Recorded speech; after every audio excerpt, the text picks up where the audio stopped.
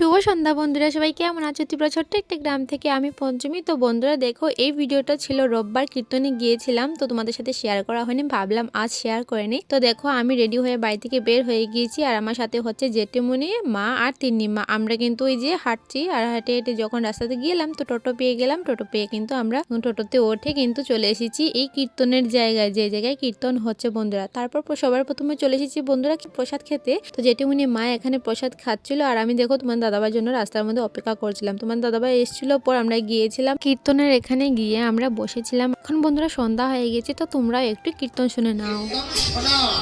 সেদিন সার্থক হবে যেদিন কীর্তনের কোনো না কোনো করণ, কোনো না কোনো আচার